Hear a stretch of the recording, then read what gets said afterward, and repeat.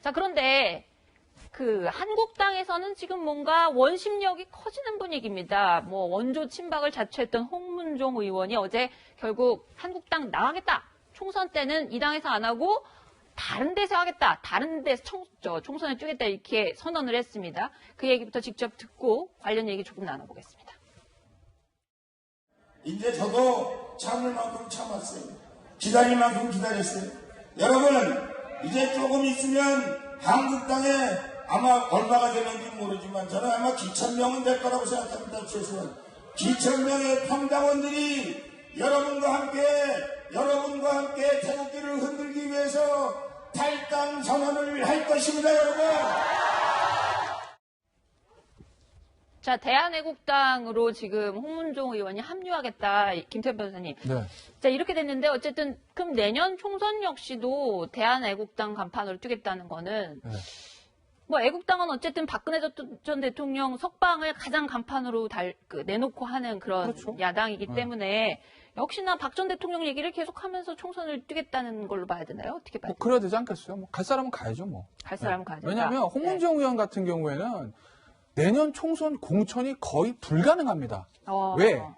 뭐 친박 뭐 그런 얘기를 떠나서 이미 지금 홍문종 의원은 지금 재판 중이잖아요. 네. 예전에 그 본인이 운영하는 학원의 그 부분을 횡령부 물론 이제 본인은 부인하고 있습니다. 지금 무죄를 주장하는데 어찌됐든 간에 당시에 이제 그 체포 동의안이 국회에 올라왔는데 이제 그게 동의되지 않아가지고 구속은 면했는데 어쨌든 지금 재판 중이거든요. 네. 그러면 내년 총선까지 전에까지 대법원이 만약입니다. 유죄 확정되면 당연히 못 나가는 거고 네. 그게 아니더라도 어찌됐건 간에 그 재판이 걸려있는 사람을 그러다 중진위원을 당에서 내년 총선에 공천 주기는 굉장히 부담스러운 것이거든요. 거기다가 친박 핵심인데 그러니 네.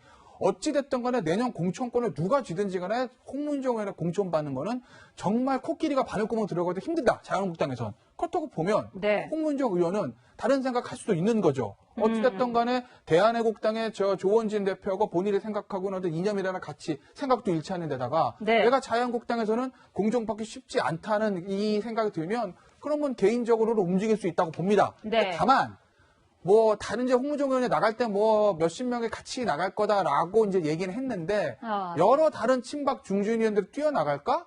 그래서 대한애국당이 정말 신공화당으로 해서 교섭단체까지 가는 정말 큰 당이 만들어질까? 네. 저는 이건 쉽지 않다고 봐요. 네. 자, 근데 사실 이도훈 의원님 네. 지금 한국당이 공천 싸움 저렇게 하고 있을 땐가 하는 생각이 들긴 하는데 어쨌든 원심력이 커지는 것 같습니다. 홍문종 의원뿐만 아니고 김진태 의원도 뭐 탈당 설이 모락모락 나오고는 있어요. 자, 리더십이 도전받고 있다. 황교안 대표 어떻게 보십니까? 일단 그 한국당 상황부터 얘기하면은 네. 그 김진태 의원을 비롯해서 뭐 더 이상 나갈 의원은 저는 거의 없다고 봅니다. 아, 그런가요? 대한애국당에 만약에 그 의원이 합류한다면은 한국당 밖에 있는 서청원 의원이나 아니면 이정현 의원 정도가 아마 참할 가능성이 있고 나머지 의원 가운데는 뭐 대한애국당에 갈 이유가 없습니다.